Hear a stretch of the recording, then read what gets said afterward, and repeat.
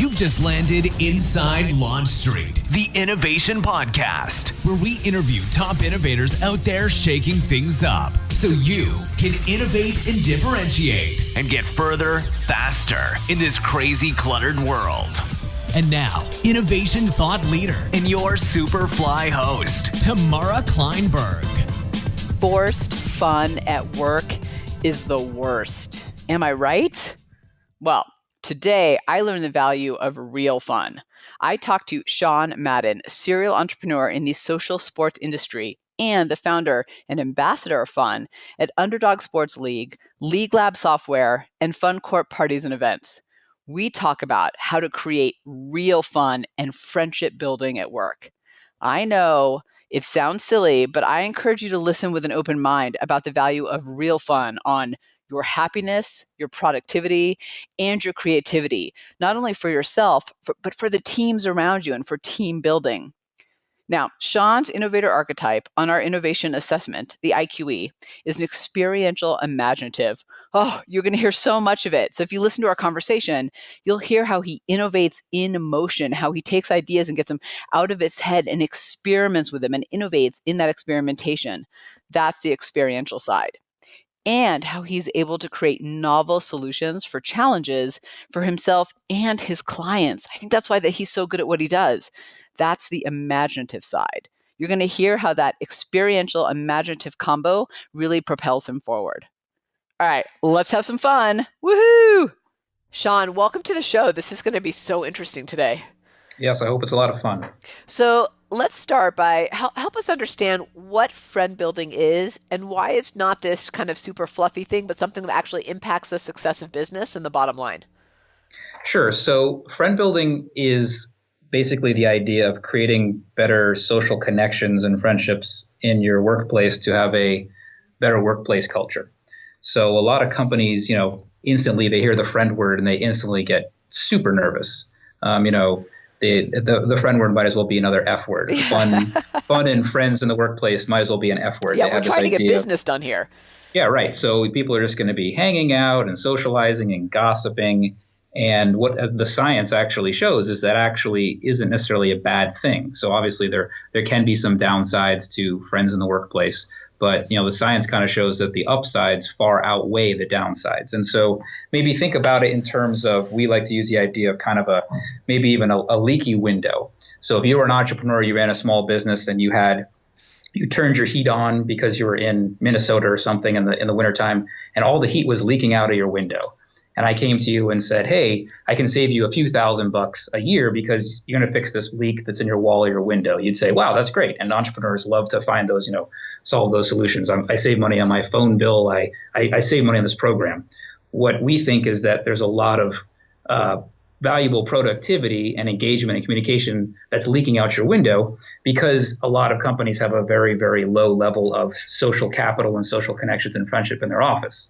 And so there's kind of if you want to think about the idea of maybe immunity or immunization, because we're getting to the wintertime now and flu season, think about two kinds of immunity. The first would be kind of this idea of miscommunication immunity, which is something that Dr. Ron Friedman talks about in his most recent book. This idea that you're in an office or office culture with coworkers, and you got off to a bad start with somebody. They rubbed you the wrong way. They were kind of a little bit annoying. They made a bad joke you didn't like. And the next thing you know, you just kind of decided in your head, I'm going to stay away from that person.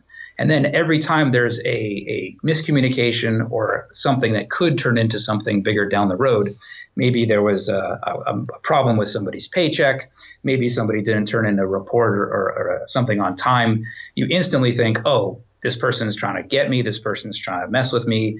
Maybe Joe didn't turn his report on time. And, you're saying, well, Joe's trying to sabotage me and mess with me. But you didn't know that Joe actually, his son was in the ER all last night because I had pneumonia. You make up stories in your head, basically, after a while. Right, yeah. So that miscommunication immunity is like your money leaking out the window. And a lot of CEOs will easily say, okay, yeah, let's turn the heat down and save the money. But they don't realize how much time and money is being wasted because employees haven't moved past the coworker phase. They haven't even moved into acquaintance phase. They're still in coworker phase. They don't trust each other. And so one idea we like to talk about a lot is kind of the idea of an Abe Lincoln friend. which is the idea, maybe even asking you, have you ever had a great friend or a best friend before that when you first met them, you were like, man, I don't know if I really like this person, or maybe I even dislike this person. That's actually my best friend. Exactly. Yeah. You will see that crop up a lot. And science actually, I think, shows that an Abe Lincoln friend is actually a better friend because you've actually kind of converted them, right? And actually Adam Grant talks about this in one of his most recent books too. Instead of having somebody who was a friend at first sight, who you just fell in love with, we have everything in common, we're best friends, having somebody who initially, my best friend as well, his name is Ray, same exact story. The first time he met me, he's told me now in confidence several times, the first time I met you, man, I thought you were the biggest jerk I've ever met in my life. And now we are best friends. So that concept of converting somebody over as an Abe Lincoln friend is a valuable thing. How many Abe Lincoln friends exist in your office place? Where if you just gave the person a chance, via friend building, if you just gave the person a chance, they would turn into great friends, and that could have a huge impact on your office culture and a huge impact on maybe even your bottom line. So how does that fun showing up, how does that actually impact your bottom line? What's the direct correlation there? I mean, there's a ton of correlations. I mean, at the very start, I mean, the science kind of shows that most employees, if you're talking about the recruiting side, that most employees would rather go work at a fun office or a happy office than get more money. So hopefully at the very start, you're just saving money or you're getting better talent. A lot of times having people that are having more fun in your office, that's a better recruiting staff than your actual recruiting staff. Wow, yeah. So especially in a super competitive, we're actually located out of Seattle.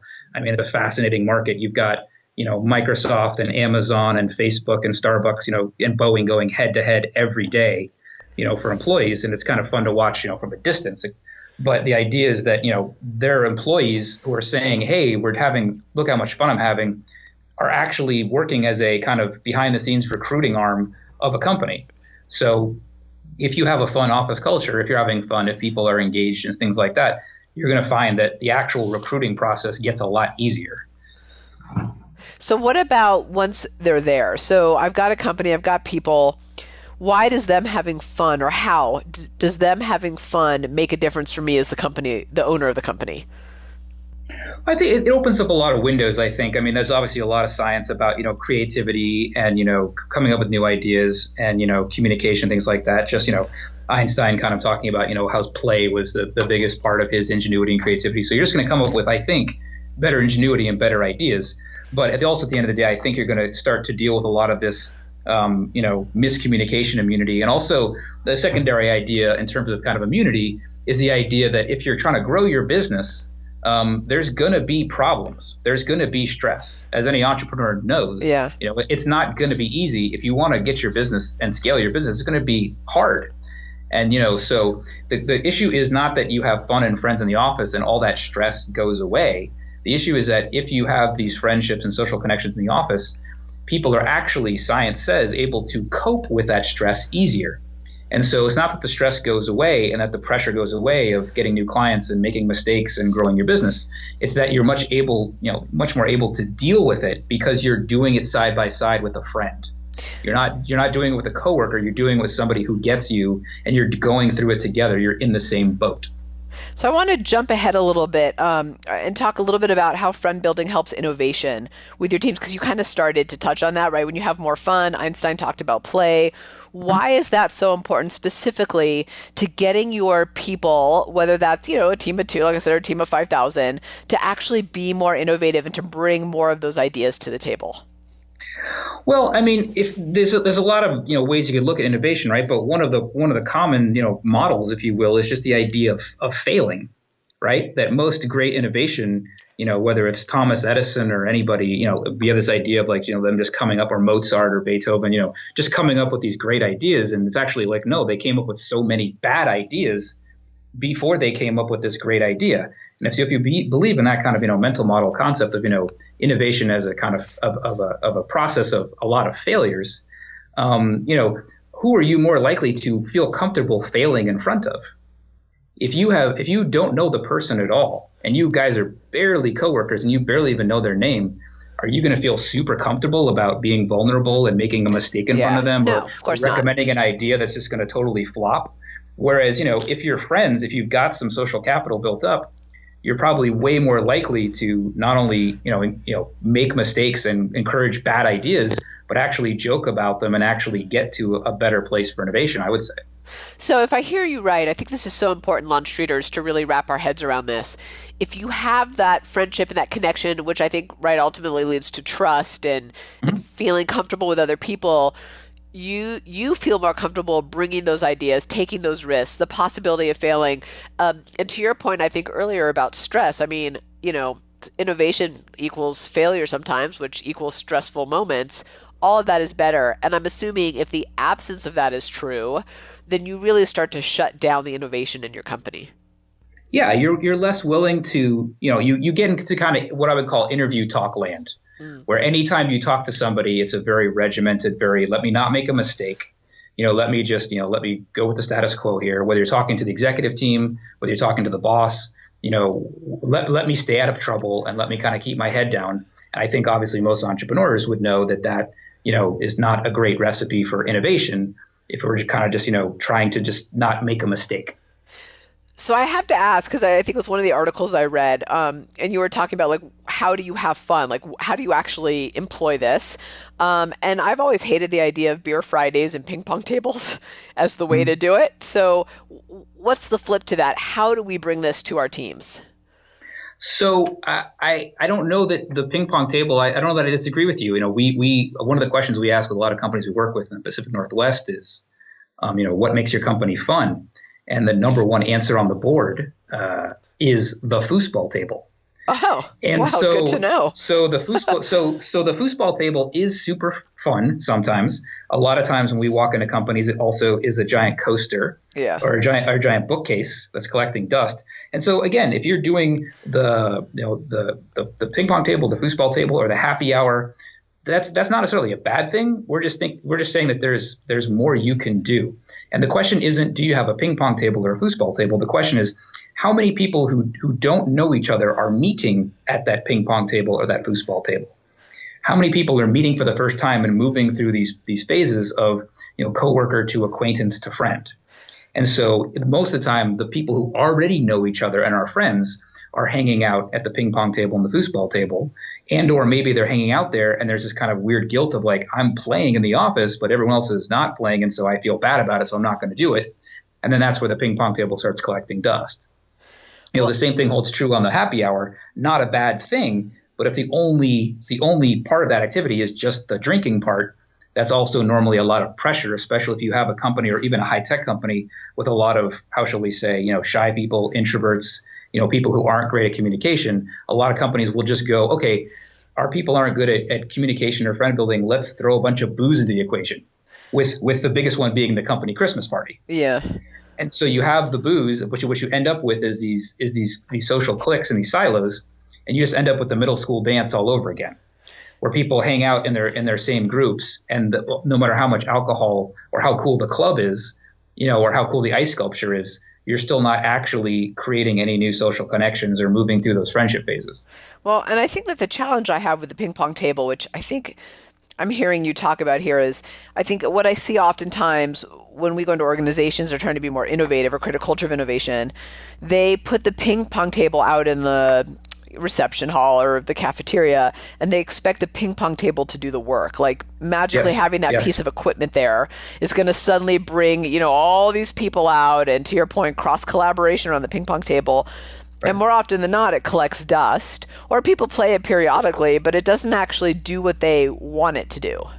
Right. So thinking about the idea of kind of social interactions and social capital versus just social collisions or random collisions. You put the ping pong table out, you move the espresso machine, you move the soda machine, you change the office plan to create these collisions, but they're random collisions. And so an interesting question to ask is not, do you have a ping pong table? The interesting question to ask is, how many tournaments or activities have you scheduled at the ping pong table? And when we ask that question, the answers are, well, it's there. It's the idea of like perks versus experiences, right? We bought you this perk. we bought you a virtual reality machine, we bought you a ping pong table, we bought you a Nintendo Wii for the office, and we're going to leave it there. And now you guys go have fun, and let's have the social collisions happen on their own. And, sometimes they do happen with, kind of the open office space or moving the espresso machine around or, having people meet up in the stairwell, stuff like that. That's like a high tech trend now, right? A lot of people are trying to create those collisions, but the collisions don't necessarily lead to connections. They're just random collisions around the office. So what I hear you saying is be more purposeful about it. Like, play is great if it's purposeful. Right. Yeah. I mean, how easy would it be to say, hey, we're going to have a company-wide, ping pong tournament once every 3 months, but we're going to team you up with one other person that you've never met before in the office. In that construct, the ping pong table can be great. Left alone as a perk that's just sitting in the office and there's no experience around it, then that doesn't have as big an impact as it could. The other thing I love about what you're saying is I think that leads to a lot of cross-collaboration and the intersection of ideas and people where innovation often thrives, but we don't get it in our day-to-day basis because we deal with the same 6 people every single day. One of the biggest things we try and do, and again, sometimes companies will push back on us, but one of the biggest things we can do is try and break, the silos that already exist. And if you have people in your company, you have silos. Even if you have a small company of 10, 12 people, you have silos. There's different kinds of silos, right? There's kind of like a vertical relationship, executives versus, employees silo. There's a CEO versus executive silo. There's something we talk a lot about called a kind of a home and away silo, where maybe you have, a home office with a small amount of people, then you have just a ton of people working in the field. So you have run a painting company, for example, and you have maybe 5 or 10 people in the home office, but you have 100 people working out on the field with you, or 200 people, or 500 people, because they're outside, painting houses. So the idea of this home and away silo, we see this. We worked with a lot of companies in the last year and a half on this. Construction companies, concrete companies, painting companies. They have this home and away silo, and the people that are doing the work, the hard work in the field, have zero connection to the office. And how can you kind of break that silo? Because those people in the office, when they're asked to put an extra shift in or asked to do some help, they have zero connection to the person in the office asking for that help. Whereas if you can throw a party in the office or throw a friend-building event in the office and connect those people, there's a lot of big impacts that can happen from that. It's so fascinating to me too, from that perspective, particularly from innovation and how do you, stay connected to your customers and build new thinking, is those people out on the front lines that feel so disconnected are the ones that have the direct connection to your customers in the marketplace. They hold so much wealth of knowledge and ideas that if we don't bring them in, we're not just missing that collaboration, we're missing the opportunity to come up with the next big idea. Yeah. And so one idea that we've seen happen a lot in the last few years is that you're seeing companies kind of who maybe don't think they have enough for a big event or a big party. They're kind of combining companies. So they're kind of throwing a client or a vendor appreciation party. And so they're bringing in 3-4 companies and smushing them together, if you will. And we saw that happen with a couple companies over the summertime here in Seattle. And that's hopefully a nice petri dish for collaboration. But also this idea that the frontline employee, like you mentioned, think about it just even in the simplest terms, kind of what is the likelihood that you're going to, make a mistake your first day at work? It's probably pretty high. Yeah, because you don't know what you're doing. Yeah, we have a cool story of, we worked with a construction company down in Portland. We threw this great, family Olympiad for them and did a lot of friend building and had 4 or 5 activities. And we got a great story back from them saying, hey, when we move people constantly around to new job sites and new construction sites. And so instead of having this weird, awkward, first day of school interaction where you're kind of, in Abe Lincoln land again, and you're kind of nervous about making a mistake, people are recognizing them then because they had this party and they had these interactions on these teams we created on the fly.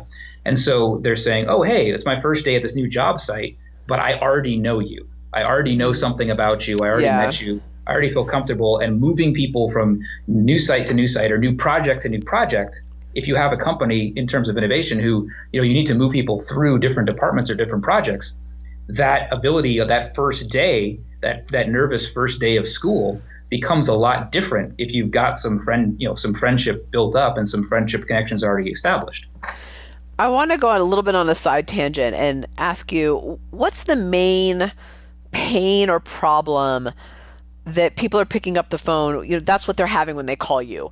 And I'm just so curious because I think that, and innovation is a little bit like this too, friend building, like it sounds very fluffy, but they're usually trying to solve something. So what is it that you're hearing from your clients that they call and they say, hey, here's the challenge we're having and we're hoping you can help? A lot of challenges. I mean, first off, just at a base level, a lot of companies just realize that, throwing some kind of consistent, parties and events and creating some kind of company culture is important. Yeah. And they literally have no time to do it. And they're literally saying, okay, we've outsourced everything else in the company, but why is this company party still defaulting to me? So that's just a very base level idea, that they realize the value of it, but they just don't have time to do it. They're running their own business. But in a larger sense, I think a lot of companies are calling us and realizing that they can do better. They had a party last year at the local park and somebody threw hot dogs on the barbecue and they had some beer and it was fun, but they realized that it could be something bigger and better. And they did the zoo, they went to the baseball game, they maybe even rented out a movie theater, and they realized that was fun. They rented out the hot club in town with the coolest DJ, and they were like, okay, well, people went and they had drinks and appetizers, but then nothing really happened. And I think some of them do realize that they're trying to create, a winning culture to have their business go to the next step. And on their own, especially, by the way, as a small aside, especially when the idea of kind of throwing the company party and the idea of friend building kind of always defaults to HR. Right. Which is maybe the way it should be, but also kind of unfair. Like HR has enough to worry about, but the idea of the company party just kind of naturally defaults to them. And they realize hey, you know what? If I'm talking about something new, breaking silos and friend building, it maybe shouldn't come from the person who's also talking to them about their dental plan or their health insurance plan. So they kind of realize that sometimes bringing in an outside person, an outside group, who can do some of this stuff. And by the way, a lot of them like to blame it on us, which I think is great too. Hey, I know you guys want to be on the same team, but this is, FunCorp running this event now, and they say this, and as we say, hey, blame it on us. So, at the base level, they're looking for just help with the logistics, right? Because they realize the value of consistently running these friend building events. But at a larger level, I do think they realize that there's a better way. There's a better way than saying, hey, we went to the zoo. Hey, we went to the baseball game. Hey, we went to the cool dance club. Hey, we did the happy hour. There's a better way to do this, because if you build a quality culture, that obviously can have a huge impact on where you want your company to go in the future. One of the things I read, and I think it was a blog post on your site, that one of your clients has said the benefits that they got out of it.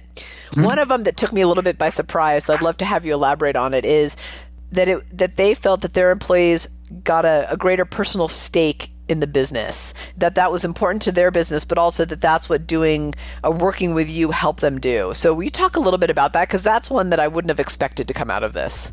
Yeah, there was a great party. One of our most favorite ones was we threw a karaoke Olympiad for a high tech company. No problem getting millions of dollars in venture capital funding, but a lot of basic simple problems with just people having conversations in the office. And again, kind of not to be stereotypical, but a lot of programmers, a lot of engineers, kind of more of an introverted high tech crowd.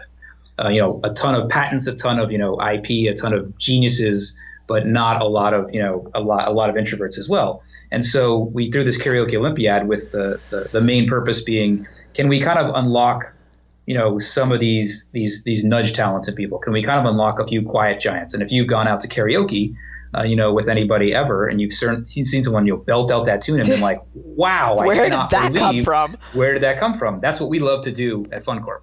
We love to say, hey, a part of building friends is kind of vulnerability, but vulnerability doesn't have to be just sad stories and tragedy. Vulnerability can be, hey, I've got this talent that I'm really proud of that's never going to come out in the workplace. And we like to try and bring that out. And so once you have that come out and you have 4, 5, 6 people just blow the doors off and sing these great karaoke songs, a lot of other things in that company in particular opened up.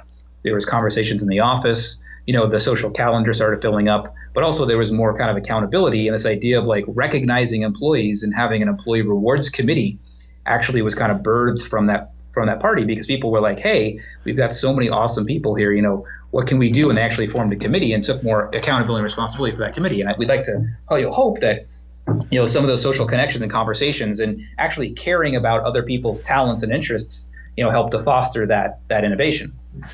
So I don't know if you ever come across this, but sometimes I find that when leadership finally says, all right, we're going to invest in, in the collaboration, the commitment, the friend building in our company, and we want to go do this initiative, that there's a little bit of resistance from the team, not because they don't want it, but because they feel like they've been to that rodeo before. So, and nothing ever comes of it, right? So, they talk about it, they do it once and then it goes away, or maybe they have one event and then it goes away. How do you help your clients get over that hurdle of the team feeling like, okay, is this just another day at the rodeo? And I think on top of that, how do you help them reinforce it moving forward so it doesn't become a point in time exercise? Well, I mean, so the biggest issue there is, you've got to see it as a long-term investment. It's an investment just like you would invest in, your employees' 401k program or their health program. You're investing in their social wellness. You're investing in, if you had a company and you had 50% of the company had super, super high cholesterol, as a maybe not, but as a responsible CEO, you might say, oh my goodness, we got to start up a corporate wellness program because we have this terribly high cholesterol. But if you had a similar situation and 50% of people were super stressed out and actually lonely at work, you might not even know that. And so it's the idea of viewing it not as a one-off, whereas, okay, it's our 10-year anniversary party. It's our 20th anniversary party. It's a launch party. You guys completed this project, and so now I'm going to reward you. I think it's kind of getting out of that start and stop and getting it to be more of a consistent yearly idea of, we love to work with companies who want to do 3 or 4 of these a year and not just say, okay, it's our 20-year anniversary party or it's our summer party and then we're done, or we do summer and Christmas and we're done, right? Which is a very common thing, and nothing wrong with that, by the way. But it's just, I think part of that idea of we're not going back to the same rodeo is saying, hey, we're going to try and do something once a month consistently on a smaller scale and not just do these one big blowout parties for an anniversary or for the big launch. And then we're kind of going to forget about it for a few years. And I think that's where, companies in some cases kind of struggle with the idea of, well, here we go again, because there's not that consistency to it. I have to ask, I don't know if you're allowed to share any of these stories, but sure. I have to imagine that sometimes when you go in and do these, because you're bringing all this, I don't want to say emotion to the top, that's not the right word, but the vulnerability, the connection, the collaboration, that often actually uncovers other challenges that the company has in their culture. Have you ever experienced that? And can you share anywhere that, and really, I think actually it's a good thing where you start to get those elephants in the room out? I don't know that that's happened, at an actual party or event. We like to try and keep things, fairly low key. You don't want to force friend building. You don't want to force vulnerability. That can kind of blow up in your face. If you have a company meeting and you say, everyone tell, the worst day of your life, or right. Everyone tell your worst secret, don't do that. If we haven't, if that's not obvious, please don't do that. But I think when we're talking to these companies who do approach us and we kind of do a consult call and we're, hey, what makes your company fun? I think the elephant in the room is, this idea of, well, we don't have a very close company. We want to have this awesome family culture, but we don't have it. Okay, well, what do you guys do for fun? Well, we have a gym. We have gym memberships. Okay, well, what does your CEO do for fun? And then you have this long pause for 10, 15 seconds. And they're like, that's a really good question. I think something that's uncovered often is that people, don't really know what each other even like to do. So you're talking about throwing a party. Well, we're brainstorming for ideas. What's the CEO love to do? I don't know. And I think that's kind of a problem. If the CEO doesn't know, so they're building up this conversation. Well, the CEO is kind of disconnected from the executive team. The executive team is kind of disconnected from the employees. And right. Can you guys help? Okay, well, what does the executive team like to do? I don't know. What does the CEO like to do? I don't know. I think that's the elephant in the room oftentimes, is that people don't know. Forget about knowing, dreams and goals and secrets. They don't even know what they like to do on a Saturday afternoon. And I think that's probably normally a good place to start. And that is often what's uncovered in some of these conversations. So it sounds like maybe one of the first things I should do inside my team is go and ask and make sure I really do know what people's hobbies are, like what they like to do when they're not working. What are 2 other things that I can do if I'm listening to this right away to help build up that friend building in my company, in my team? I mean, a really goofy one, if you just want a simple, icebreaker start, we've done this at, a few speeches, once in a while, is we play highs, lows, and betcha didn't knows, which I play with my 6-year-old all the time. But really, the I don't know if you guys are familiar or your listeners are familiar with that game, but, Well, explain it just in case. Sure. So, we normally play it every day in my family, but it's, what was your high of the day? What was your low of the day? What was your betcha didn't know of the day? What was the one thing that you'd be surprised to find out about me? And I think that that's a very simple, subtle, powerful tool because, again, you can say, oh, my high was, I finished this report, and my low was I got stuck in traffic, and the highs and lows kind of get repetitive. But the betcha didn't knows, I think, is again, when we get back to the idea of that nudge talent. The idea of betcha didn't know I make the best apple pie you've ever had in your life. Betcha didn't know I play the jazz harmonica. What are the things that your employees, that your coworkers are really, really proud of? And they just need a little bit of a nudge to have come out. Where you're going to say, hey, you want to sing? Well, hey, maybe you have a great impression of a politician. Well, I don't want to do it. Okay, why don't you do it? Okay, I'll do it. And you're like, wait, that took like a little nudge, and all of a sudden you really want to do it. And I think that's a great place to start. We play highs, lows, betcha knows here in my family. That's a really simple idea to just say, hey, what are you really proud of that's never going to come out in the normal day-to-day workplace? I think is a great place that any entrepreneur business can start, because that's just going to multiply and magnify your friendship score, over time. I love that idea, and I especially love that what you just said about it, which is that people just need a little nudge. Like, they're eager to tell you; they're just waiting for you to ask. A lot of the employees. I'm an entrepreneur for 17 years. I struggle with this myself. A lot of employees are look at me like they're desperate. Hey, what a good job I did. Look at how great I am. Look at me. And I sometimes as an entrepreneur will obviously do a very poor job of noticing that. And so I think the betcha didn't knows is often a really simple, great place to start. It's so good. And what I love about that's the question I kind of end all my interviews on, but maybe I should start with that from here on out. So I cannot believe we're close to end of time. So what's one piece of advice you have for all those LaunchStreeters out there who, they're trying to be more innovative, they're trying to create that culture, they're trying to break through and do things. What should they be thinking about moving forward? Yeah, we just think about, start very, very simply. We talk to a few companies and, we have this very simple idea of start simple but don't force it. We have a simple idea. We have a friend wheel. You've probably seen a couple videos about that. It's like, one of those silly, goofy promotional wheels you can buy online for like, $90.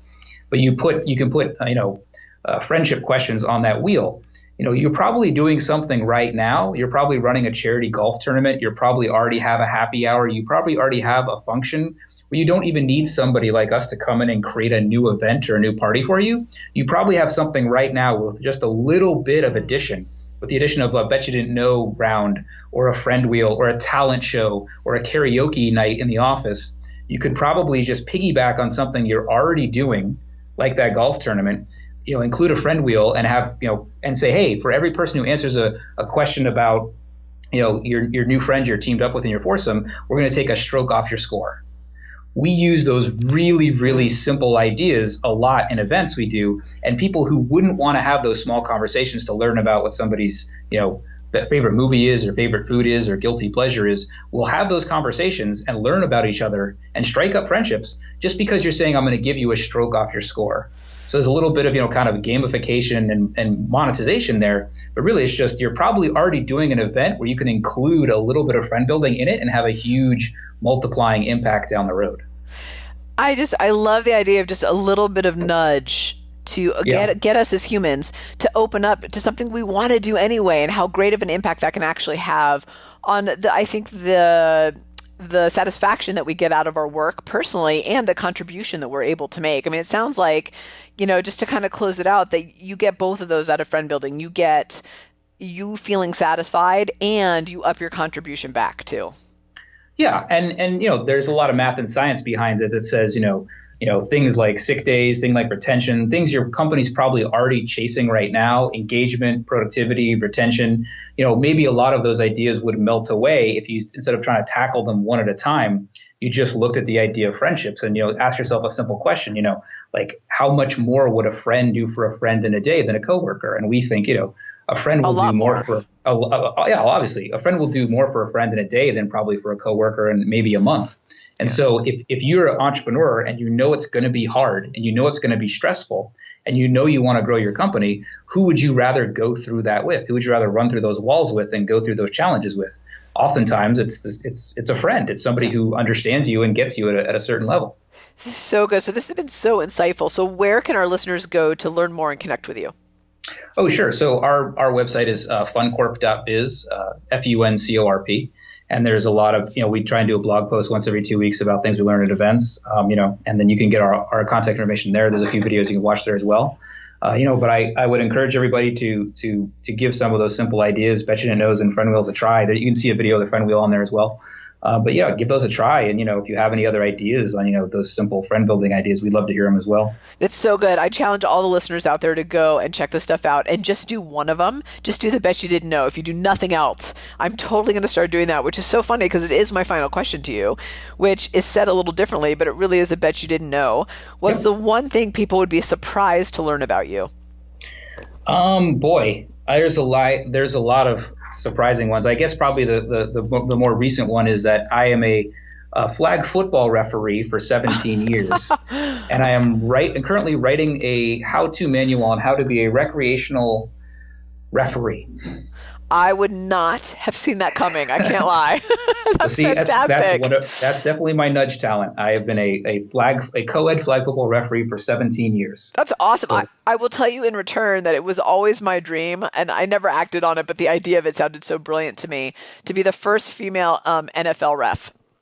Yeah, and there is actually now one lines judge. Yeah, she's actually at a game I was at. Excited for her, and I can no longer be the first because somebody else did it and actually spent the time. But by the way, I just think what just happened is just to state a great example of the work that you do. You shared something.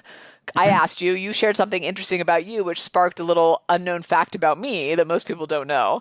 So it just goes to show you how easily and seamlessly it can work when you start to have those conversations and build those connections.